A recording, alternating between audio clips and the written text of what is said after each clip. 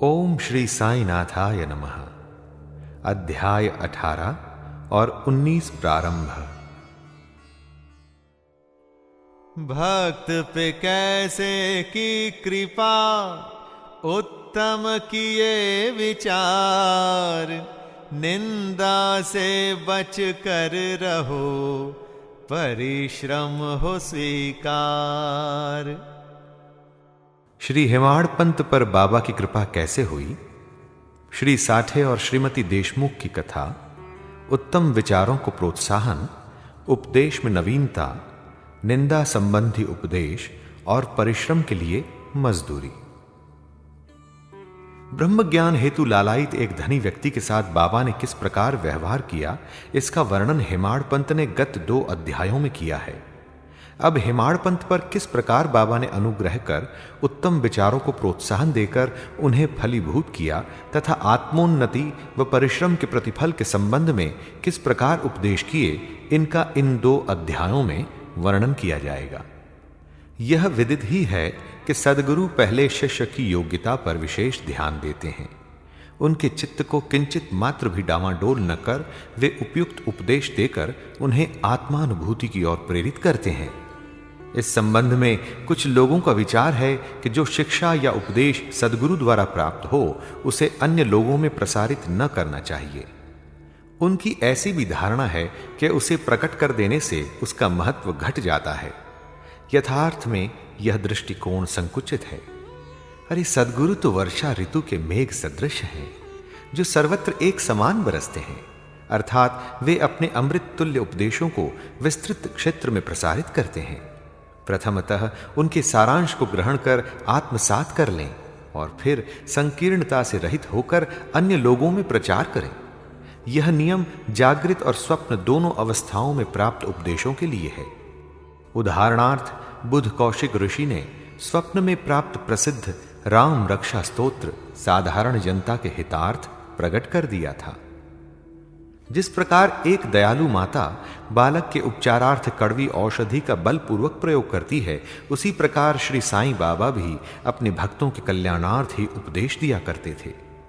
वे अपनी पद्धति गुप्त न रखकर पूर्ण स्पष्टता को ही अधिक महत्व देते थे। इसी कारण जिन भक्तों ने उनके उपदेशों का पूर्णतः पालन किया, वे अपने ध्येय की प्राप्ति में सफल हुए। श्री साईं बाबा जैसे सद्गुरु ही ज्ञान चक्षुओं को खोलकर आत्मा की दिव्यता का अनुभव देने में समर्थ हैं। विषय वासनाओं से आसक्ति नष्ट कर वे भक्तों की इच्छाओं को पूर्ण कर देते हैं, जिसके फल स्वरूप ही ज्ञान और वैराग्य प्राप्त होकर ज्ञान की उत्तरोत्तर उन्नति होती रहती है। यह सब केवल उसी समय संभव है जब हमें सद्गुरु का सानिध्य प्राप्त हो तथा सेवा के पश्चात हम उनके प्रेम को प्राप्त कर सकें। तभी भगवान भी, जो भक्त काम कल्प तरु हैं, हमारी सहायतार्थ आ जाते हैं। वे हमें कष्टों और दुखों से मुक्त कर सुखी बना देते हैं।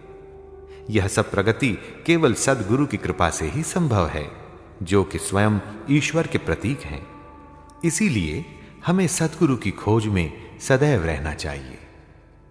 आइए अब हम मुख्य विषय की ओर आते हैं। पहली कथा श्री साठे की। एक महानुभाव का नाम श्री साठे था। क्रॉफर्ड के शासनकाल में कई वर्ष पूर्व उन्हें कुछ ख्याति प्राप्त हो चुकी थी। इस शासन का बंबई के गवर्नर लॉर्ड रे ने दमन कर दिया था। श्री साठे को व्यापार में अधिक हानि हुई और परिस्थितियां प्रतिकूल होने के कारण उन्हें बड़ा धक्का लगा।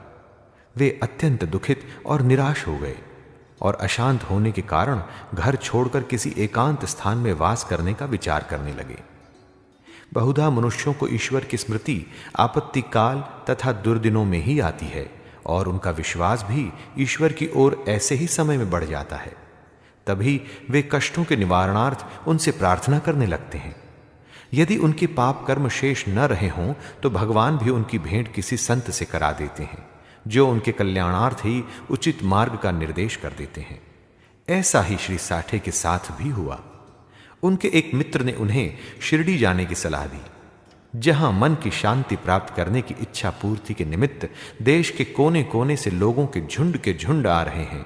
उन्हें यह विचार अति रुचिकर प्रतीत हुआ और सन 1917 में वे शिरडी गए। बाबा के सनातन पूर्ण ब्रह्म दीप्तिमान निर्मल एवं विशुद्ध स्वरूप के दर्शन कर उनके मन की व्यग्रता नष्ट हो गई और उनका चित्त शांत एवं स्थिर हो गया। उन्होंने सोचा कि गत जन्मों के संचित शुभ कर्मों के फल स्वरूप ही आज मैं श्री साईं बाबा के पवित्र चरणों तक पहुंचने में समर्थ हो सका हूं। श्री साठे दृढ़ संकल्प के व्यक्ति थे, इसलिए उन्होंने शीघ्र ही गुरु चरित्र का पारायण प्रारंभ कर दिया। जब एक सप्ताह में ही चरित्र की प्रथम आवृत्ति समाप्त हो गई, तब बाबा ने उसी रात्रि को उन्हें एक स्वप्न दिया जो इस प्रकार है। बाबा अपने हाथ में चरित्र लिए हुए हैं और श्री साठे को कोई विषय समझा रहे हैं तथा श्री साठे सम्मुख बैठे ध्यान पूर्वक श्रवण कर रहे हैं। जब उनकी निद्रा भंग हुई तो स्वप्न को स्मरण कर वे बहुत प्रसन्न हुए। उन्होंने विचार किया कि यह बाबा की अत्यंत कृपा है जो इस प्रकार अचेतनावस्था में पड़े हुओं को जागृत कर उन्हें गुरु चरित्र का अमृत पान करने का अवसर प्रदान करते हैं। उन्होंने यह स्वप्न श्री काका साहेब दीक्षित को सुनाया और श्री साईं बाबा के पास प्रार्थना करने को कहा कि इसका यथार्थ अर्थ क्या है और क्या एक सप्ताह का पारायण ही मेरे लिए पर्याप्त है अथवा उसे पुनः प्रारंभ करूं। श्री काका साहेब दीक्षित ने उचित अवसर पाकर बाबा से पूछा कि हे देव, उस दृष्टांत से आपने श्री साठे को क्या उपदेश दिया है? क्या वे पारायण सप्ताह में ही स्थगित कर दें?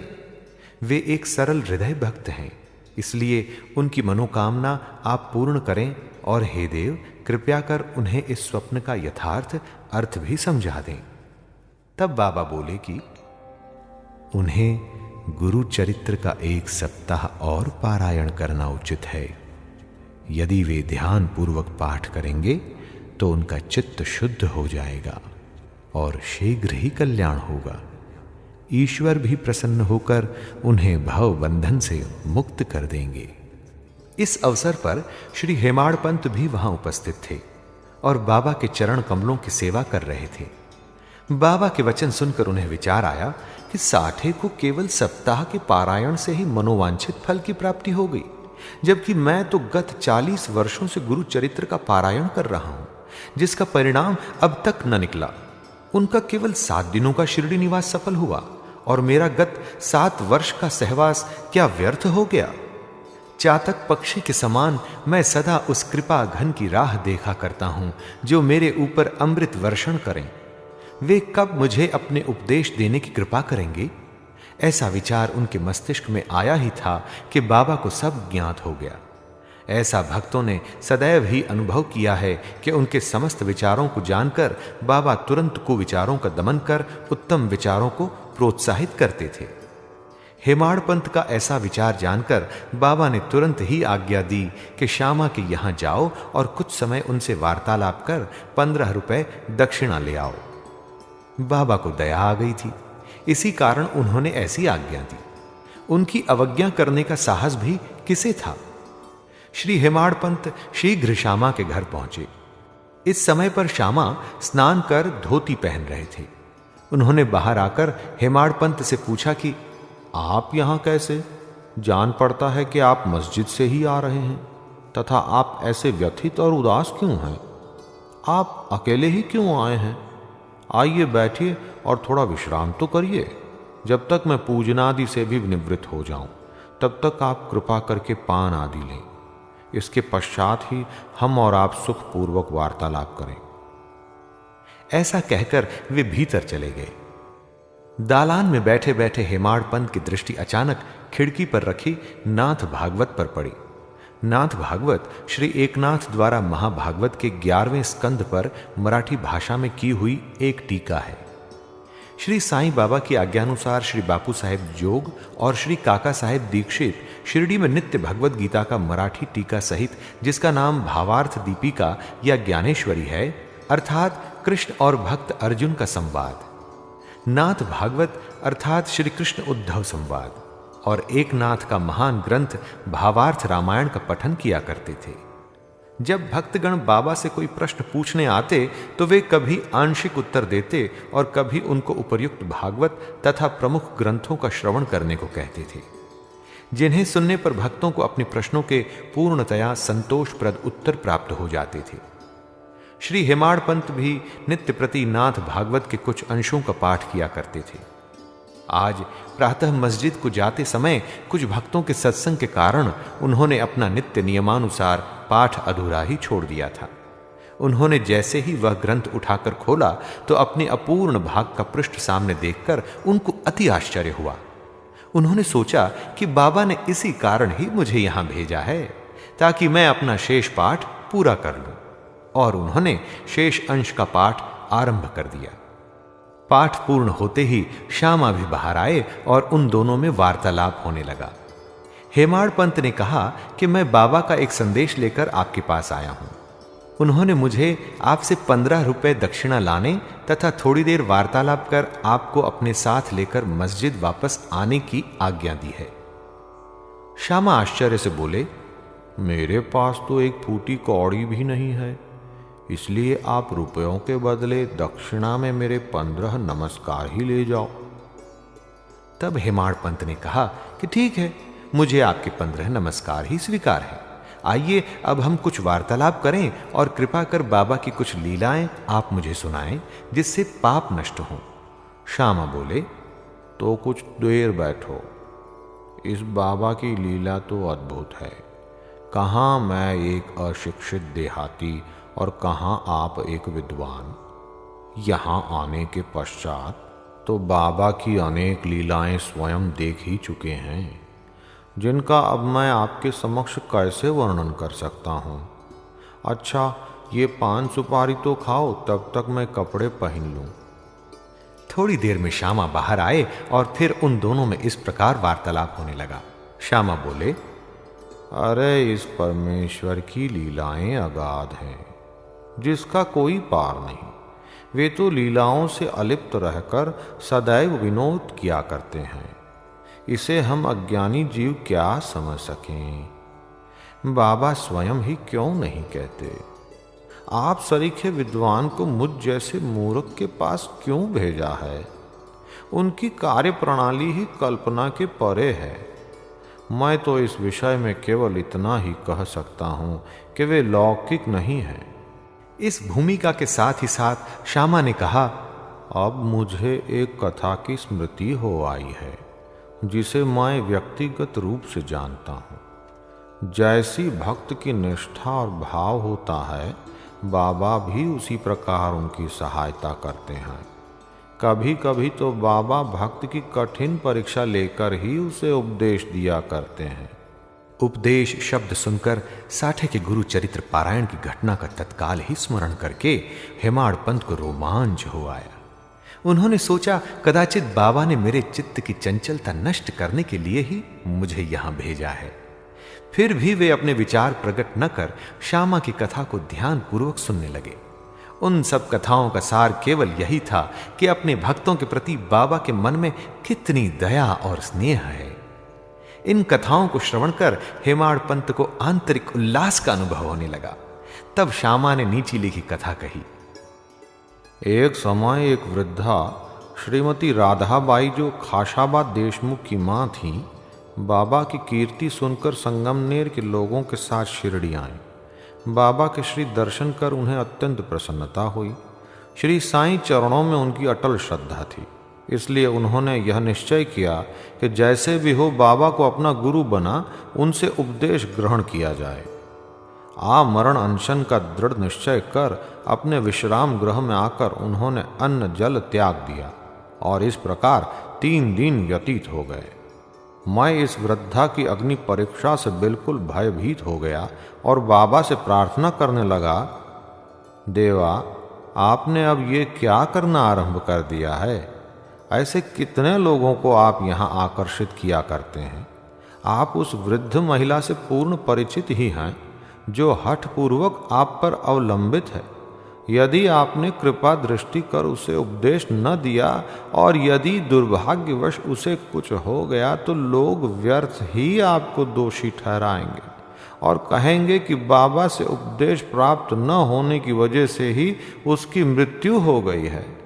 इसलिए अब दया कर उसे आशीष और उपदेश दीजिए। वृद्धा का ऐसा दृढ़ निश्चय देखकर बाबा ने उसे अपने पास बुलाया और मधुर उपदेश देकर उसकी मनोवृत्ति परिवर्तित करके कहा कि हे माता, क्यों व्यर्थ ही तुम यातना सहकर मृत्यु का आलिंगन करना चाहती हो? तुम मेरी मां और मैं तुम्हारा बेटा। तुम मुझ पर दया करो और जो कुछ मैं कहूं उसे ध्यान पूर्वक सुनो।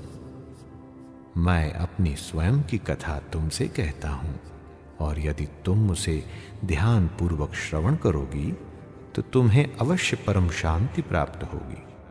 मेरे एक गुरु जो बड़े सिद्ध पुरुष थे, मुझ पर बड़े दयालु थे।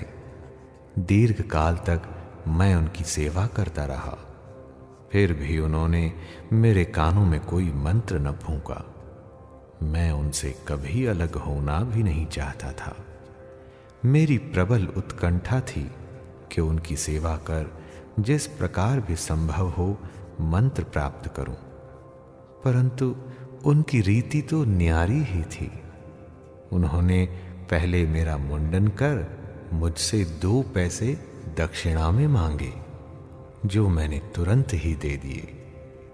यदि तुम प्रश्न करो कि मेरे गुरु जब पूर्ण निष्काम थे तो उन्हें पैसे मांगना क्या शोभनीय था, और फिर उन्हें विरक्त भी कैसे कहा जा सकता था?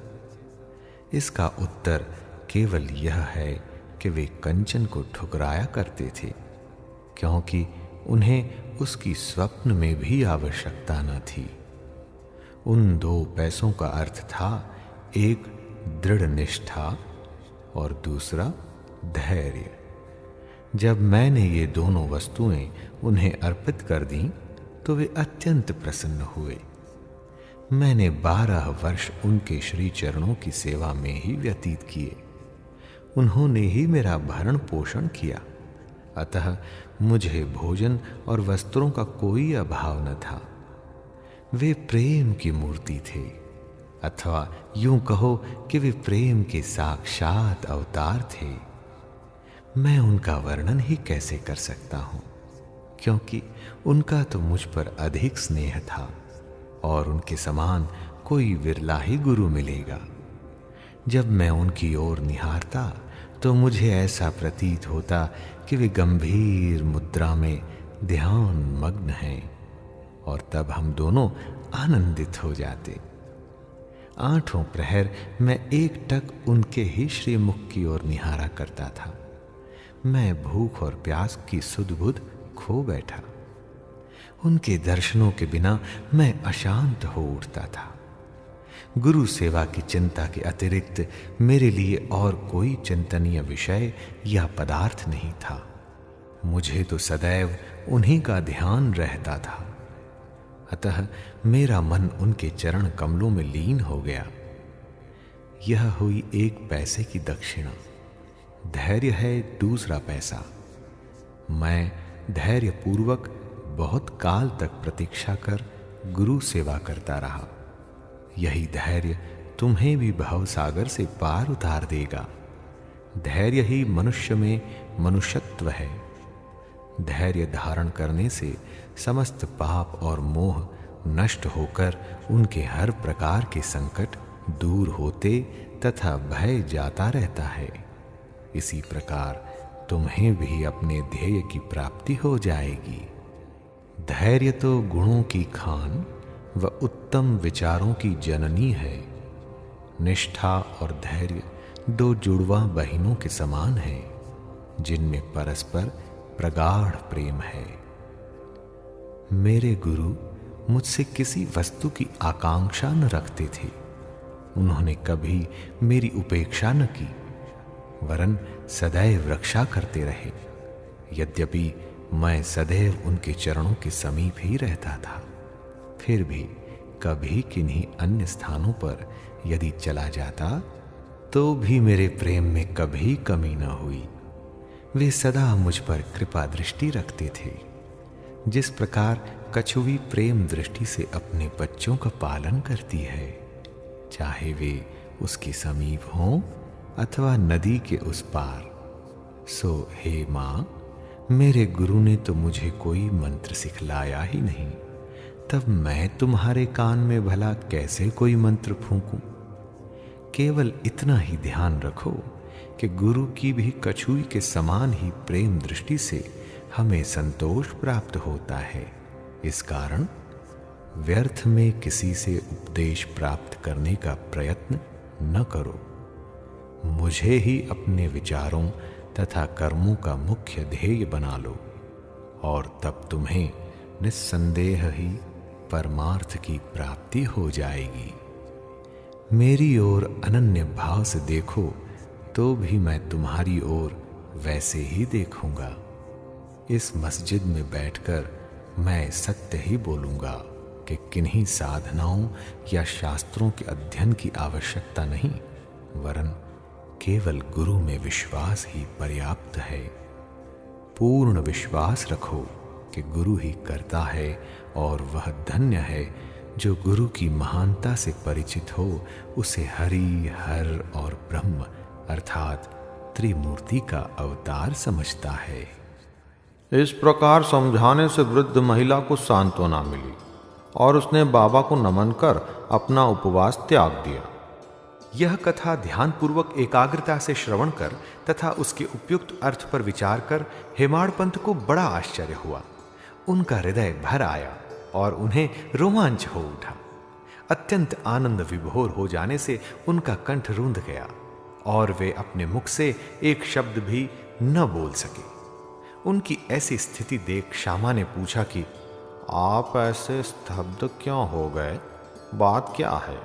बाबा की तो इस प्रकार की लीलाएं अगणित हैं, जिनका वर्णन मैं किस मुख से करूं? ठीक उसी समय मस्जिद में घंटा नाद होने लगा, जो कि मध्याह्न पूजन तथा आरती के आरंभ का द्योतक था। तब श्यामा और हेमाड़ पंत भी शीघ्र ही मस्जिद की ओर चले। बापू साहेब जोग ने पूजन आरंभ कर दिया था। स्त्रियां मस्जिद में ऊपर खड़ी थीं और पुरुष वर्ग नीचे मंडप में। सब उच्च स्वर में वाद्यों के साथ साथ आरती गा रहे थे। तभी हेमाड़ पंत का हाथ पकड़े हुए श्यामा भी ऊपर पहुंचे और वे बाबा के दाहिनी और तथा हेमाड़ पंत बाबा के सामने बैठ गए। उन्हें देख बाबा ने श्यामा से लाई हुई दक्षिणा देने के लिए कहा। तब हेमाड़ पंत ने उत्तर दिया कि रुपयों के बदले श्यामा ने मेरे द्वारा आपको 15 नमस्कार भेजे हैं तथा स्वयं ही यहां आकर उपस्थित भी हो गए हैं। बाबा ने कहा, अच्छा ठीक है, तो अब मुझे ये बताओ कि तुम दोनों में आपस में किस विषय पर वार्तालाप हुआ है? तब घंटे, ढोल और सामूहिक गान की ध्वनि की चिंता न करते हुए हेमाड़ पंत उत्कंठा पूर्वक उन्हें वह वार्तालाप सुनाने लगे। बाबा भी सुनने को अति उत्सुक थे, इसलिए वे तकिया छोड़कर थोड़ा आगे झुक गए। हेमाड़ पंत ने कहा कि वार्ता अति सुखदायी थी।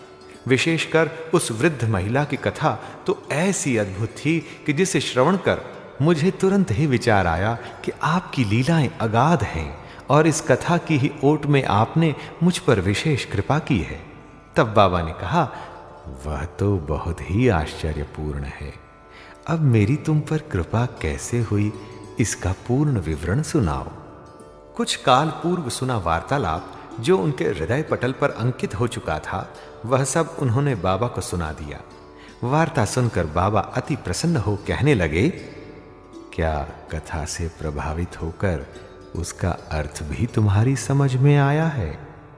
तब हेमाड़ पंत ने उत्तर दिया कि हाँ बाबा, आया तो है। उससे मेरे चित्त की चंचलता नष्ट हो गई है।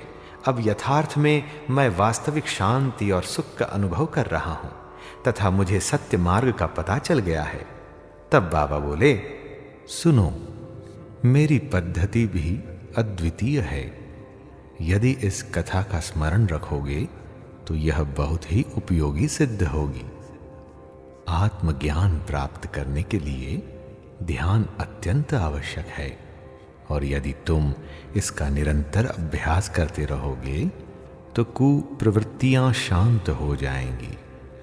तुम्हें आसक्ति रहित होकर सदैव ईश्वर का ध्यान करना चाहिए, जो सर्व प्राणियों में व्याप्त है।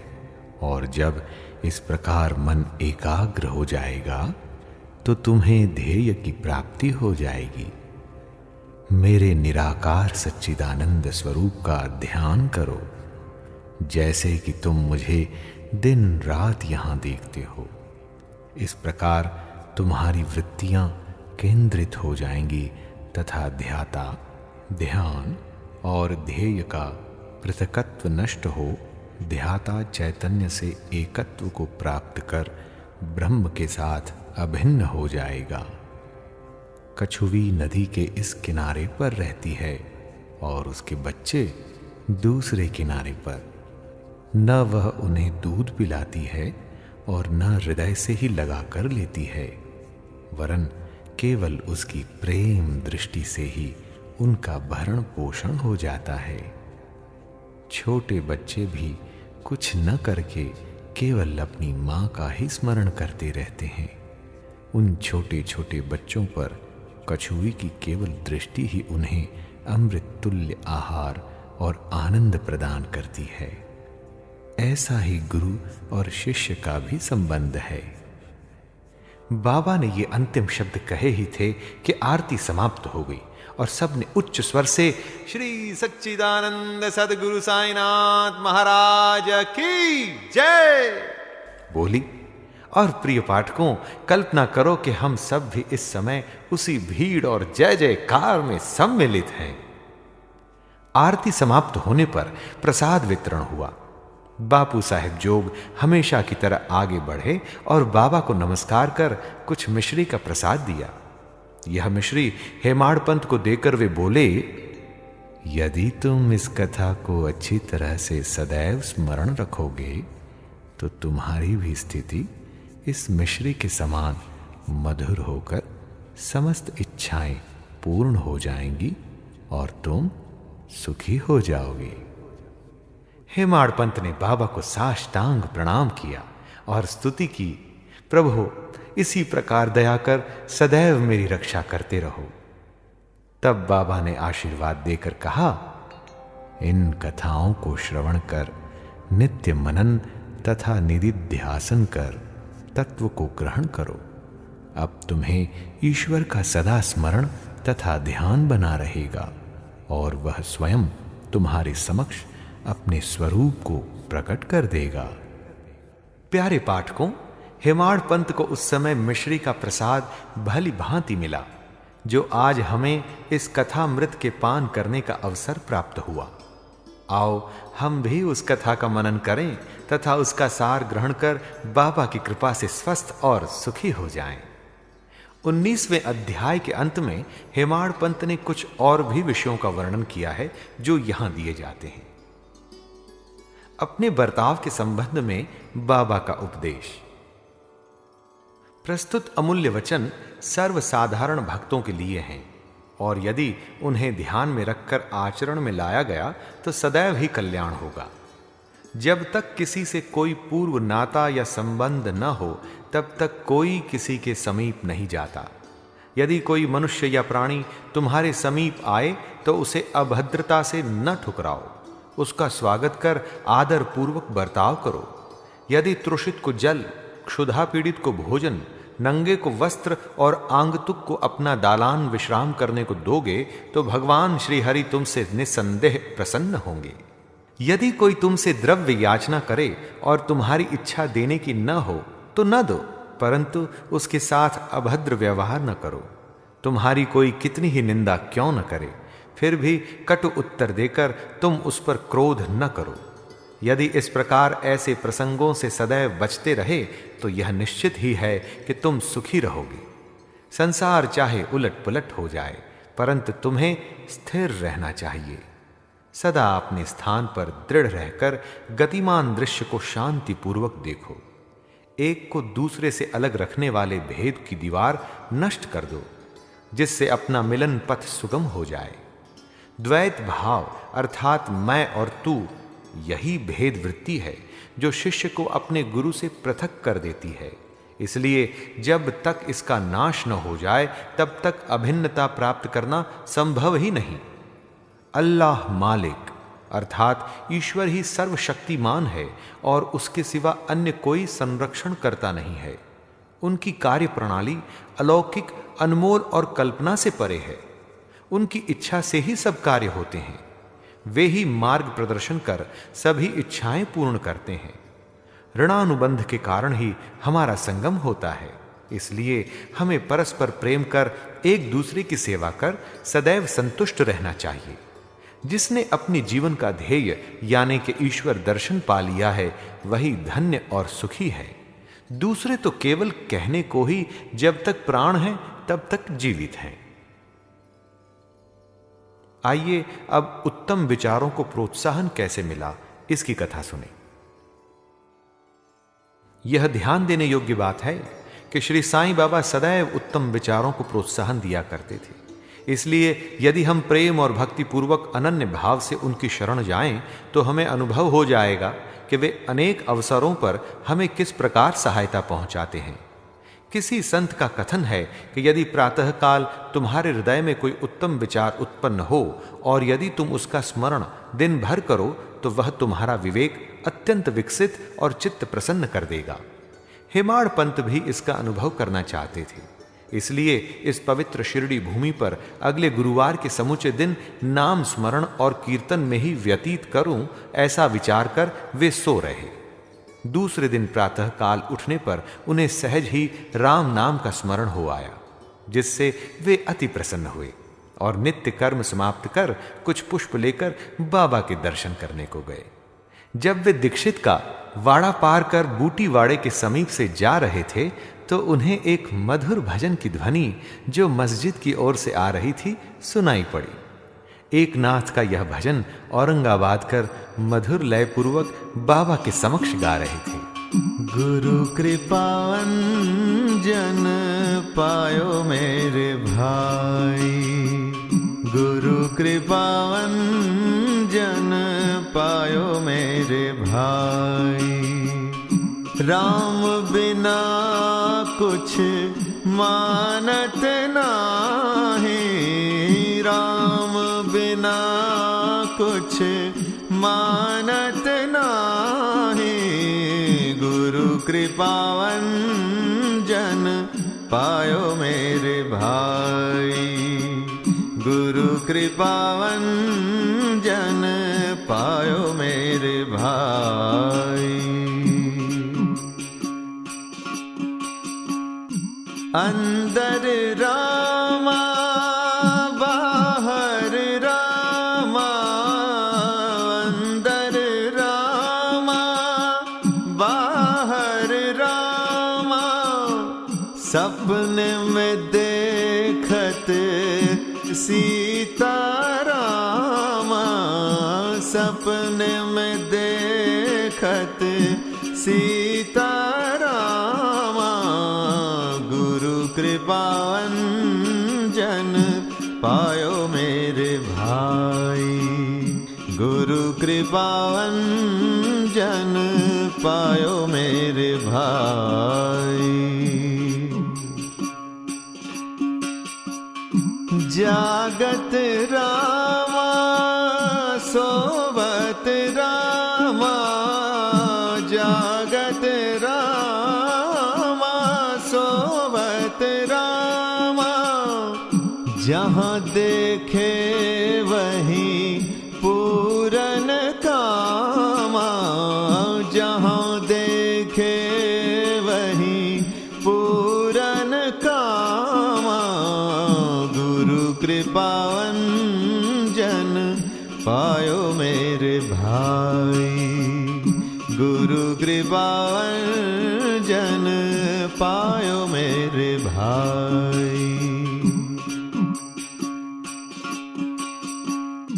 एका जनार्दने अनुभवनी का, एका जनार्दने अनुभवनी का, एका जनार्दने अनुभवनी का, एका जनार्दने अनुभवनी का।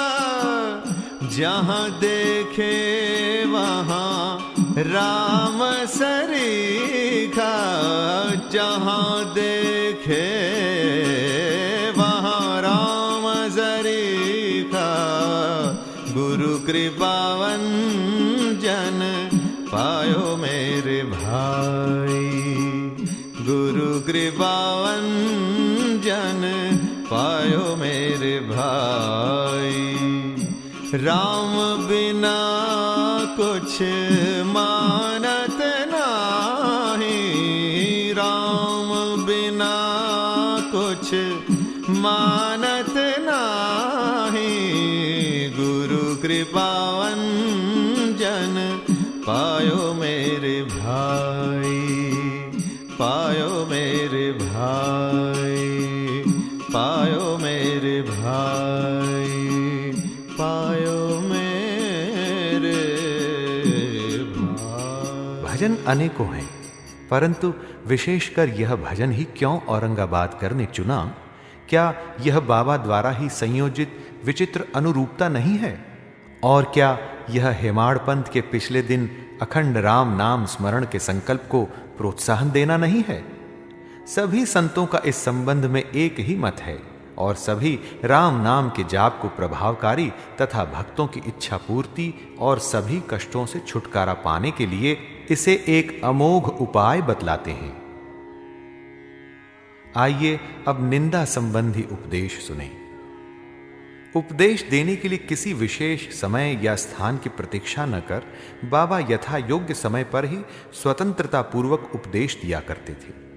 एक भक्त ने बाबा की अनुपस्थिति में दूसरे लोगों के सम्मुख किसी को अपशब्द कहे। गुणों की उपेक्षा कर उसने अपने भाई के दोषारोपण में इतने बुरे कटु वाक्यों का प्रयोग किया कि सुनने वालों को भी उसके प्रति घृणा होने लगी। बहुधा देखने में आता है कि लोग व्यर्थ ही दूसरों की निंदा कर झगड़ा और बुराइयां उत्पन्न करते हैं। संत तो निंदा को दूसरी ही दृष्टि से देखा करते हैं। उनका कथन है कि शुद्धि के लिए अनेक विधियों में मिट्टी, जल और साबुन पर्याप्त है, परंतु निंदा करने वालों की उपयोगिता भिन्न ही होती है। वे दूसरों के दोषों को केवल अपनी जिह्वा से ही दूर करते हैं और इस प्रकार वे दूसरों की निंदा कर उनका उपकार ही किया करते हैं, जिसके लिए वे धन्यवाद के पात्र हैं। निंदक को उचित मार्ग पर लाने के लिए साईं बाबा की पद्धति सर्वथा ही भिन्न थी। वे तो सर्वज्ञ थे ही, इसलिए उस निंदक के कार्य को वे समझ गए। मध्याह्न काल में जब लेंडी के समीप उससे भेंट हुई, तब उन्होंने विष्ठा खाते हुए एक सूअर की ओर उंगली उठाकर उससे कहा कि देखो, वह कितने प्रेम पूर्वक विष्ठा खा रहा है। तुम जी भरकर अपने भाइयों को सदा अपशब्द कहा करते हो और यह तुम्हारा आचरण भी ठीक उसी के सदृश ही है। अनेक शुभ कर्मों के परिणाम स्वरूप ही तुम्हें मानव तन प्राप्त हुआ और इसलिए यदि तुमने इसी प्रकार आचरण किया तो शिरडी तुम्हारी सहायता ही क्या कर सकेगी। भक्त ने उपदेश ग्रहण कर लिया और वहां से चला गया। इस प्रकार प्रसंगानुसार ही वे उपदेश दिया करते थे। यदि उन पर ध्यान देकर नित्य उनका पालन किया जाए तो आध्यात्मिक ध्येय अधिक दूर न होगा। एक कहावत प्रचलित है कि यदि मेरा श्री हरि होगा तो वह मुझे चारपाई पर बैठे बैठे ही भोजन पहुंचाएगा। भाई, ये कहावत भोजन और वस्त्र के विषय में तो सत्य प्रतीत हो सकती है, परंतु यदि कोई इस पर विश्वास कर आलस्यवश बैठा रहे तो वह आध्यात्मिक क्षेत्र में कुछ भी प्रगति न कर उल्टे पतन के घोर अंधकार में निमग्न हो जाएगा। इसलिए आत्मानुभूति प्राप्ति के लिए प्रत्येक को अनवरत परिश्रम करना चाहिए और जितना प्रयत्न वह करेगा उतना ही उसके लिए लाभप्रद भी होगा। बाबा ने कहा, मैं तो सर्वव्यापी हूं और विश्व के समस्त भूतों तथा चराचर में व्याप्त रहकर भी अनंत हूं। केवल उनके भ्रम निवारणार्थी, जिनकी दृष्टि में वे 3.5 हाथ के मानव थे, स्वयं सगुण रूप धारण कर अवतीर्ण हुए।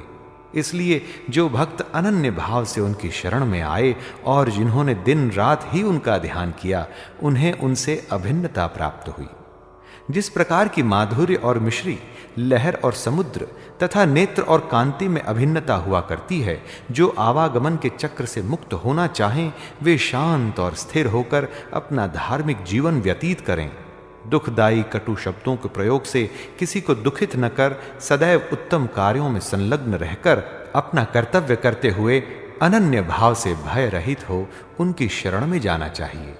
जो पूर्ण विश्वास से उनकी लीलाओं का श्रवण कर उनका मनन करेगा तथा अन्य वस्तुओं की चिंता त्याग देगा, उसे निस्संदेह ही आत्मानुभूति की प्राप्ति होगी। उन्होंने अनेकों से नाम का जाप कर अपनी शरण में आने को कहा। जो यह जानने को उत्सुक थे कि मैं कौन हूं, बाबा ने उन्हें भी लीलाएं श्रवण और मनन करने का परामर्श दिया। किसी को भगवत लीलाओं का श्रवण, किसी को भगवत पाद पूजन, तो किसी को आध्यात्म रामायण व ज्ञानेश्वरी तथा धार्मिक ग्रंथों का पठन करने को कहा। अनेकों को अपने चरणों के समीप ही रखकर बहुतों को खंडोबा के मंदिर में भेजा तथा अनेकों को विष्णु सहस्त्र नाम का जाप करने व छांदोग्य उपनिषद तथा गीता का अध्ययन करने को कहा। उनके उपदेशों की कोई सीमा न थी। उन्होंने किन्हीं को प्रत्यक्ष और बहुतों को स्वप्न में दृष्टांत दिए। एक बार वे एक मदिरा सेवी के स्वप्न में प्रकट होकर उसकी छाती पर चढ़ गए और जब उसने मद्यपान त्यागने की शपथ खाई तभी उसे छोड़ा। किसी किसी को मंत्र जैसे गुरु ब्रह्मा आदि का अर्थ स्वप्न में समझाया तथा कुछ हठ योगियों को हठ योग छोड़ने का निर्देश देकर चुपचाप बैठ धैर्य रखने को कहा। उनके सुगम पथ और विधि का वर्णन ही असंभव है। साधारण सांसारिक व्यवहारों में उन्होंने अपने आचरण द्वारा ऐसे अनेकों उदाहरण प्रस्तुत किए, जिनमें से एक यहां नीचे दिया जाता है। परिश्रम के लिए मजदूरी। एक दिन बाबा ने राधा कृष्ण माई के घर के समीप आकर एक सीढ़ी लाने को कहा। जब एक भक्त सीढ़ी ले आया और उनके बतलाए अनुसार वामन गोंद कर के घर पर उसे लगाया, वे उनके घर पर चढ़ गए और राधा कृष्ण माई के छप्पर पर से होकर दूसरे छोर से नीचे उतर आए। इसका अर्थ किसी की समझ में न आया। राधा कृष्ण माई इस समय ज्वर से कांप रही थी, इसलिए हो सकता है कि उनका बुखार दूर करने के लिए ही उन्होंने ऐसा किया हो। नीचे उतरने के पश्चात शीघ्र ही उन्होंने सीढ़ी लाने वाले को 2 रुपए पारिश्रमिक स्वरूप दिए। तब एक ने साहस कर उनसे पूछा, इतने अधिक पैसे देना क्या अर्थ रखता है बाबा? उन्होंने कहा कि किसी से बिना उसके परिश्रम का मूल्य चुकाए कार्य नहीं कराना चाहिए और कार्य करने वाले को उसके श्रम का शीघ्र निपटारा कर उदार हृदय से मजदूरी देनी चाहिए। अहम भाव को त्याग के जो गुरु सन्मुख जाए, उसको ही गुरु मंत्र मिले, वो उपदेश भी पाए। श्री सद्गुरु साईनाथार्पणमस्तु। शुभम भवतु। अध्याय 18 एवं 19 संपूर्णम। साई नारायण नारायण हरि हरि।